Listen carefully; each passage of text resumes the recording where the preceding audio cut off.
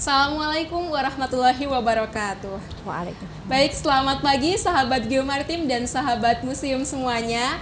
Gimana nih kabar sahabat Geomaritim dan sahabat museum semuanya? Semoga senantiasa dalam keadaan yang baik ya. Nah, oke, sahabat semuanya, jumpa lagi bersama kami di Pelesiran, perbincangan lingkungan kepesisiran. Nah, pada kali ini nih Kak, kami mengangkat tema Indonesia Merdeka, Merdeka Belajar. Nah, karena kami mengangkat tema seputar pendidikan, maka di sini kami tidak akan sendiri nih. Kami dari Museum Gumuk Pasir bekerja sama dengan Museum Dewantara Kirtigria. Sebelumnya, izinkan saya untuk memperkenalkan diri terlebih dahulu. Saya Umi Solihah dari Duta Museum Gumuk Pasir, dan di sini saya tidak sendiri, melainkan ditemani oleh Kak Ahimsa Wardah Swadesi yang merupakan Duta Museum Dewantara Kirtigria. Sebelumnya kita punya salam sahabat museum nih ya Kak, bener? Oh ya. Nah, mungkin nanti boleh ditiru nih di rumah, gini ya salamnya. Gimana Kak? Gimana ya Kak? Mau yang ngajarin nih? Salam sahabat museum, Museum di hatiku. Satu kali lagi ya. Salam sahabat museum, Museum di hatiku. Oke.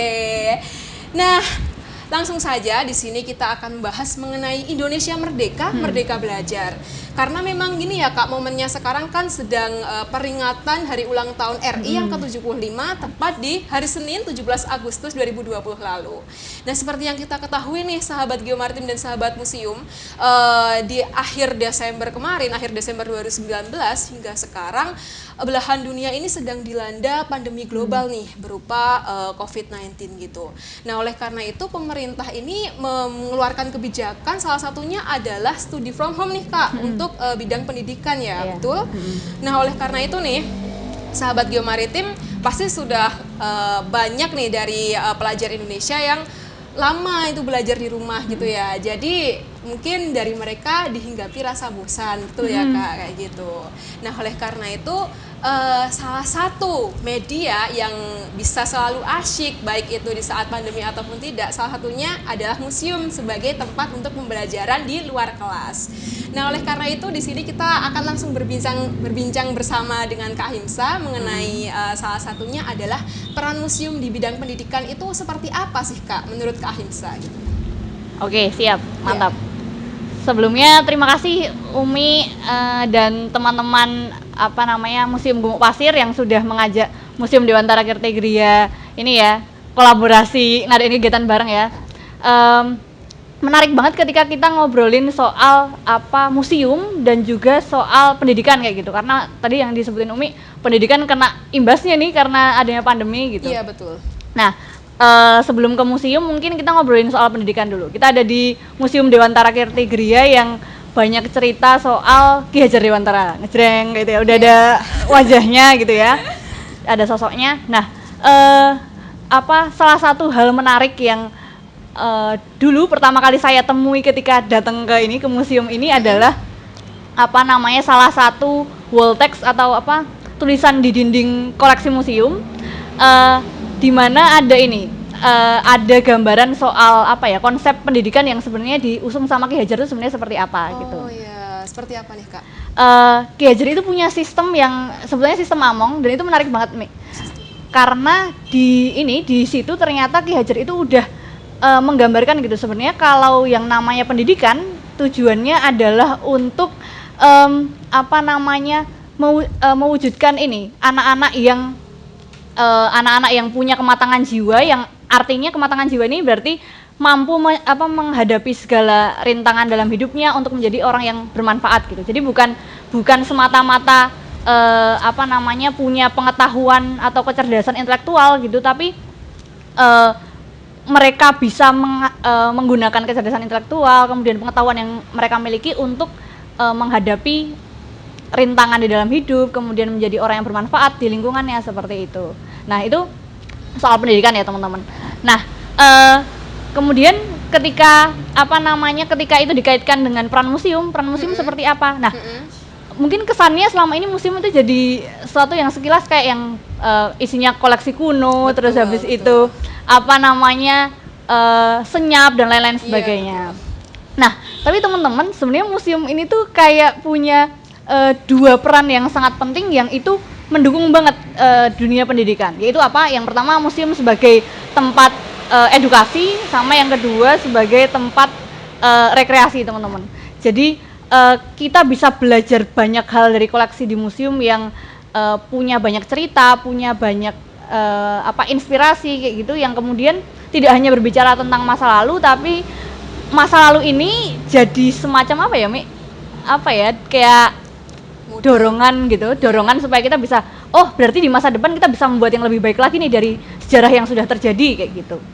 Itu. Dan rekreasi ini lebih ke ini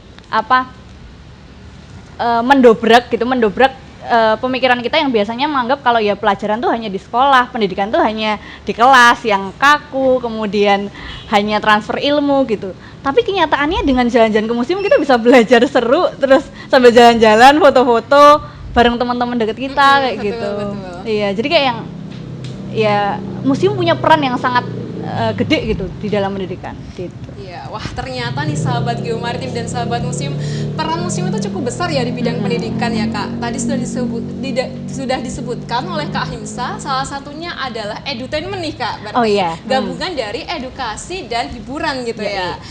Oleh karena itu nih Kak, gimana sih, tadi kan sudah disebutkan ya mengenai salah satu nih peran museum itu adalah membentuk suatu kematangan jiwa kalau menurut Bapak Ki Hajar Dewantara ya. Nah, oleh karena itu nih Kak, Bapak Ki Hajar Dewantara ini sebagai Bapak Pendidikan di Indonesia dengan semboyannya Ingar Sosong Tulodo ing Madya Mangunkarso Tuturi Handayani. Tentu di dalam semboyan itu tuh ada pesan mengenai pendidikan karakter nih Kak. Ya kan betul? Karena pendidikan karakter ini merupakan salah satu modal anak Indonesia untuk salah satunya adalah menghadapi Indonesia Emas 2045 ke depannya. Nah, bagaimana menurut Kak Himsa mengenai peran pendidikan karakter, mengenai peran museum dalam membentukan pendidikan karakter ini nih Kak? Oke, siap, mantap. Menarik banget ya teman-teman. Sejalan sama yang tadi di awal kita obrolin soal pendidikan itu sebenarnya bukan cuman perkara transfer ilmu tadi ya. Terus bukan semata-mata kayak untuk mungkin yang selama ini terjadi kayak yang untuk nyari nilai kemudian lulus ujian kayak gitu, tapi lebih dari itu. Dan tadi pertanyaannya Umi soal pendidikan karakter gitu,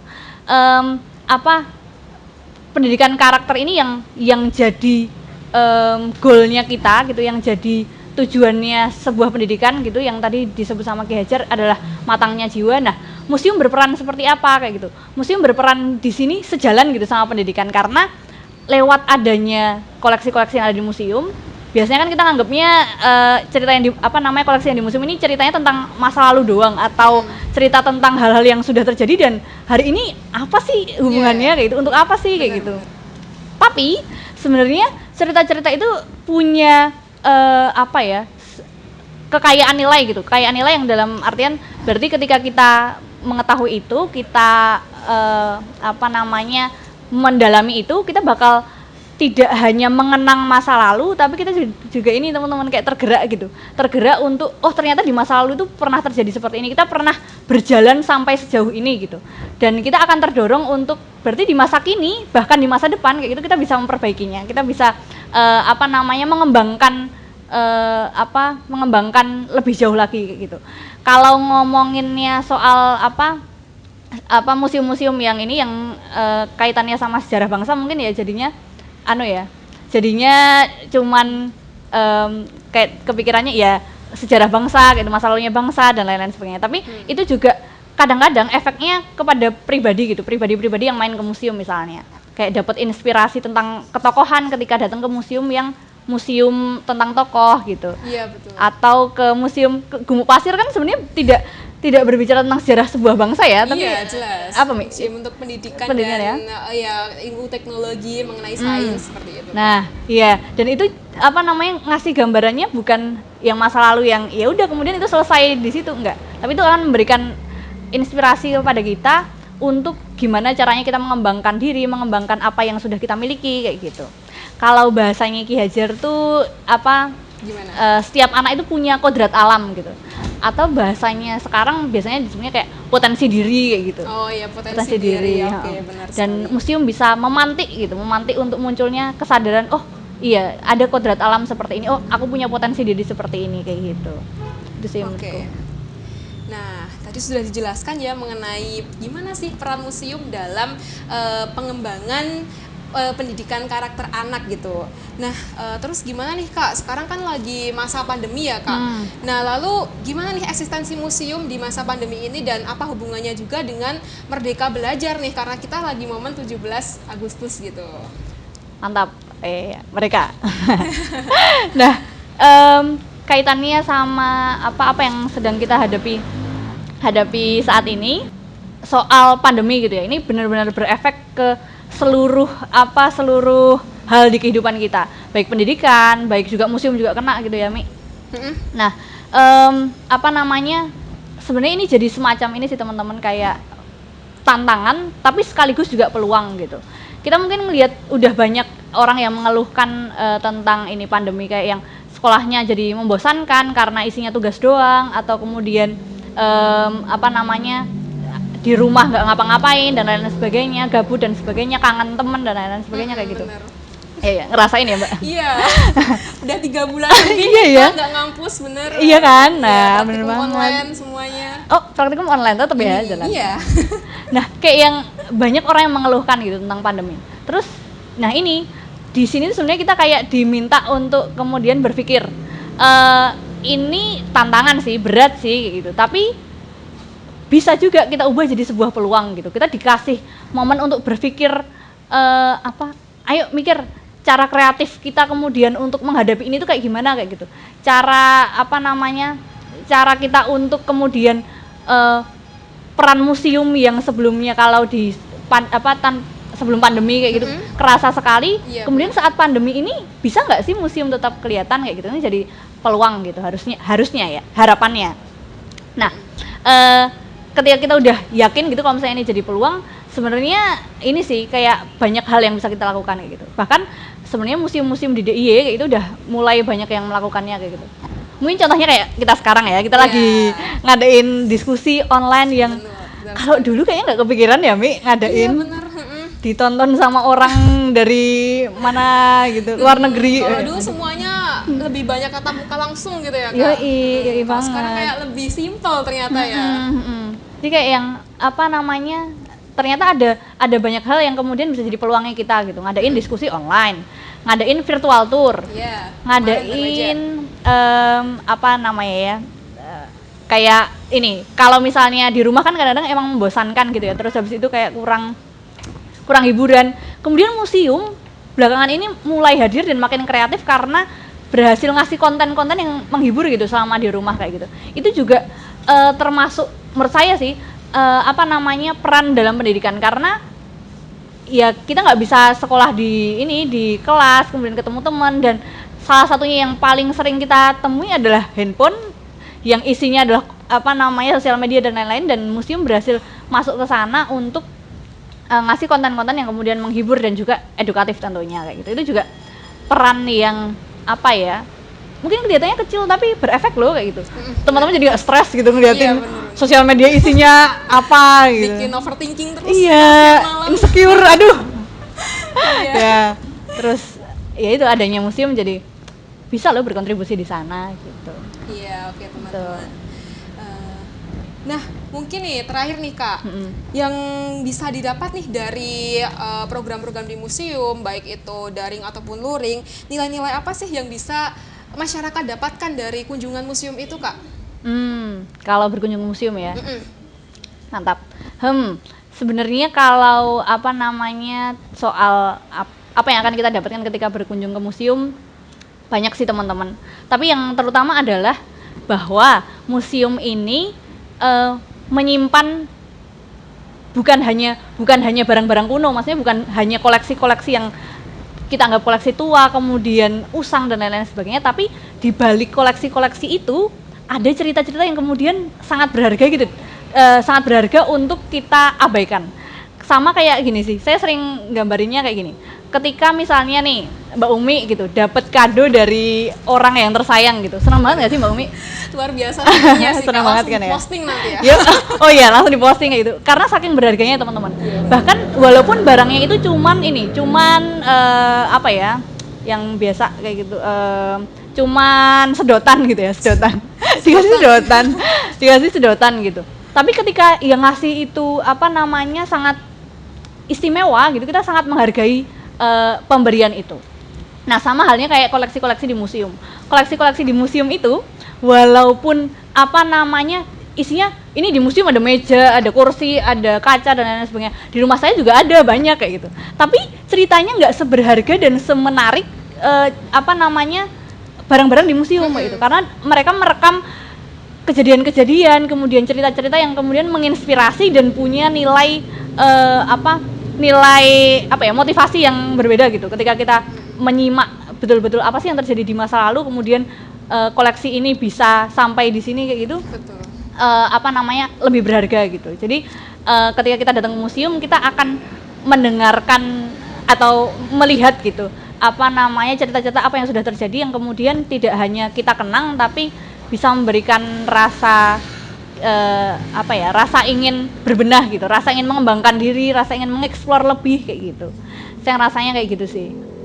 Oke, jadi sahabat Geomaritim dan sahabat museum semuanya, sudah lengkap sekali ya pengetahuan kita tentang Indonesia Merdeka, Merdeka Belajar seperti itu. Nah, mungkin yang dapat dirangkum nih Kak dari perbincangan pagi kita kali ini dari Plesiran 3 dengan tema Indonesia Merdeka, Merdeka Belajar kali ini diantaranya adalah bahwasanya kita tegaskan sekali lagi ya teman-teman, kalau museum itu adalah bukan hanya sebagai tempat koleksi benda-benda kuno dan ya sebagainya, hanya untuk menyimpan, memajang kayak gitu, tidak hanya sebatas itu ya Kak ternyata, tapi bisa sebagai tempat untuk edutainment gitu, belajar sekaligus bermain gitu ya Kak. Jadi teman-teman semua jangan khawatir nih kalau berkunjung ke museum tuh nggak akan bosan, tapi nggak akan menyia-nyiakan waktu juga gitu ya Kak, bener ya kayak gitu.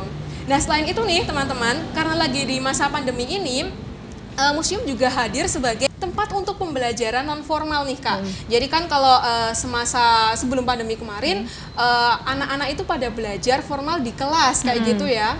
Tapi sekarang ini sudah dengan adanya pandemi ini mereka jadi bosan lah, kemudian ingin bermain kayak gitu. Nah bisa nih ke museum karena museum sebagai tempat edutainment tadi, jadi sekaligus tempat belajar di luar kelas kayak gitu. Benar sekali. Buka ya Kak ya, udahan. Gumuk Pasir udah buka?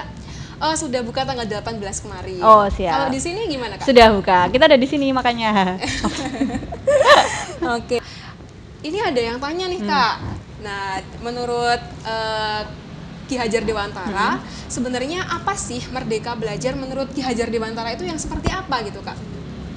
Oke siap, menarik ya pertanyaannya, sesuai sama temanya juga. Benar banget. Sebenarnya kalau menurut Ki Hajar yang sebenarnya mungkin bisa macam-macam gitu ya tafsirannya. Tapi kira-kira yang dicita-citakan Ki Hajar selama ini soal pendidikan, soal kemerdekaan belajar adalah setiap anak kayak gitu bisa mengembangkan dirinya dengan kodrat alam yang mereka miliki gitu, dengan potensi dirinya kayak gitu. Jadi nggak yang memposisikan si anak ini tuh sebagai objek atau gelas kosong gitu yang kemudian diisi dengan pengetahuan atau ilmu-ilmu dari gurunya kayak gitu, tapi lebih kepada mereka tuh sudah lahir dengan anugerah potensi masing-masing gitu yang kemudian kita sebagai yang di sekitarnya gitu punya peran untuk menyokong gitu atau membimbing gitu untuk kemudian dia menemukan sebenarnya dia tuh suka apa sih, dia sebenarnya pengen mengeksplor apa sih kayak gitu. Jadi lebih ke setiap kita gitu menyadari kalau setiap anak tuh berhak loh untuk kemudian mengeksplor dirinya, dia suka apa, dia pengen belajar apa gitu. Dan caranya juga sesuai dengan dirinya kayak gitu. Nggak yang semata-mata kayak semuanya harus belajar di sekolah, di meja belajar dengan cara mendengarkan guru kayak gitu, nggak kayak gitu. Karena kan kenyataannya semua kondisi kita gitu, kondisi setiap kita beda-beda ya, Mei ya. Benar. Apalagi pandemi ini benar-benar ngasih reminder kita tentang itu. Mungkin kita yang di Jogja nih, kita bisa kayak kuliah online atau sekolah online gitu. Tapi teman-teman yang ada di timur, yang ada di ini kan kebetulan saya kemarin habis KKN. Oh iya. Terus kebetulan lokasi KKN-nya itu tuh ini bukan yang kemudian semuanya bisa pakai HP dan lain-lain sebagainya, dan itu jadi sebuah tantangan gitu. Ada banyak teman-teman yang ternyata tidak bisa mengakses internet dan ponsel. Nah, di situ terus ya udah saya inget sih jadian bahwa yang namanya Merdeka Belajar ini bukan hanya soal semuanya dapat sekolah, semuanya dapat pengetahuan, tapi tentang gimana mereka tuh bisa kemudian belajar sesuai kemampuan atau sesuai keinginannya mereka kayak gitu, sesuai kebutuhannya mereka gitu. Nah, mungkin yang perlu digarisbawahi tadi ya teman-teman, memang benar ya, ternyata setiap anak gitu, setiap mereka itu memiliki potensi atau karakter yang berbeda-beda, dan itu harus diapresiasi ya Kak. Jadi tidak melulu harus pendidikan formal di kelas, tapi bisa dari berbagai pengalaman kecil, hal-hal kecil di sekitar kita gitu ya Kak. Nah, oke, mungkin ada pertanyaan lain lagi yang jadi semoga ilmu yang tadi disampaikan ya, meskipun sedikit tapi bermanfaat gitu. Nah, yang ingin bertanya boleh banget nih untuk tulis komentar kalian di kolom komentar ini. Nah, mengenai ini Kak, mengenai museum ini, kalau di sini mulai buka sejak kapan ya Kak, di Museum Dewantara Kirtikdia ini? Ini kemarin mulai buka di tanggal 1 Juli. 1 Juli sudah buka. Karena kebetulan kan tanggal 3 Julinya ada ulang tahun Taman Siswa. Dari ulang tahun Taman Siswa. Terus sebelum itu kita udah buka duluan ya. Udah kayak siapa yang mau datang yuk. Oke, 3 Juli. Berarti sudah 1 bulan lebih ya Kak? 1 bulan lebih. Iya, 1 bulan lebih ya.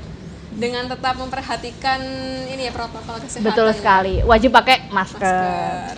Ya teman-teman, di sini FYI ya, kita tetap berjaga jarak gitu, jadi aman ya, insya Allah tetap aman gitu. Yoi. Tetap dalam 1 meter ya ini sekitar. Iya. Bahkan jaraknya sejauh apapun saya tetap merasa dekat sih. Waduh. Nggak ada. Oh iya. Kalau di Gumuk Pasir ini bukanya jamnya tetap sama atau?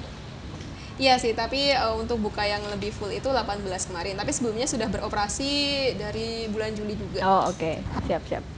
Nah, ini ada pertanyaan lagi nih Kak, dari salah satu sahabat Geomaritim. Metode pendidikan Ki Hajar yang sudah sedikit berbeda dengan kurikulum pendidikan saat ini. Gimana pendapat menurut Kak Ahimsa? Gitu ya salah satu pertanyaannya. Oke, menarik ya teman-teman. Kalau tadi disebutnya kan sebenarnya kurikulum saat ini gitu ya. Mungkin saya kurang tahu nih kalau misalnya di Ki Hajar dulu, apakah kemudian kurikulumnya tuh sejauh mana kayak gitu disusunnya. Tapi kalau yang kurikulum mungkin kita bisa berbeda itu nggak apa-apa, karena posisinya kan ilmu terus berkembang, kemudian ada yang kemudian tidak sinkron lagi, maksudnya di masa lalu mungkin tidak sebanyak sekarang, kemudian kita tahu lebih banyak hal kayak gitu. Cuman kalau yang ditanyakan adalah kemudian konsep pendidikannya Ki Hajar yang berbeda dari yang dulu dicita-citakan oleh Ki Hajar, kemudian di saat ini kemudian berbeda kayak gitu. Karena konsep gitu ya. Sebenarnya kita tidak harus mematok harus yang seperti ini gitu. Bahkan harus seperti Ki Hajar Dewantara menurut saya enggak juga. Tapi bahwa konsep dan pemikiran pendidikan yang disusun oleh Ki Hajar Dewantara itu punya nilai-nilai tertentu yang bisa kita adopsi untuk pendidikan kita saat ini, itu menjadi suatu yang penting gitu. Karena beliau yang sejak awal menginisiasi pendidikan nasional, yaitu pendidikan yang benar-benar untuk Indonesia gitu, yang caranya Indonesia, kemudian cita-citanya adalah untuk membangun bangsa Indonesia. Jadi menurut saya ini sangat eman-eman gitu kalau misalnya tidak diadopsi di masa sekarang kayak gitu. Ternyata juga sinkron sekali dengan apa yang digagas oleh Ki Hajar, bahwa setiap anak punya potensi, setiap anak berhak untuk mendapatkan pendidikan kayak gitu-gitu. Menurut saya masih sangat sinkron gitu. Oke, jadi seperti itu nih sahabat Geomaritim dan sahabat museum. Nah, mungkin perbincangan kita pada pelesiran 3 kali ini cukup sampai di sini dulu ya, teman-teman. Nah, yang perlu digarisbawahi sekali lagi adalah bahwasanya museum itu merupakan tempat atau media edutainment nih, bukan hanya sebatas penyimpanan koleksi atau pemameran koleksi gitu, tapi sebagai tempat belajar sekaligus bermain, atau juga bermain sekaligus belajar gitu nih teman-teman. Sepakat. Nah, oke, mungkin untuk yang salam penutupan kita salam sahabat museum sekali lagi nih Kak, Oke, boleh? siap. Oke, 1, 2, 3 ya. Salam sahabat museum. Museum di hatiku.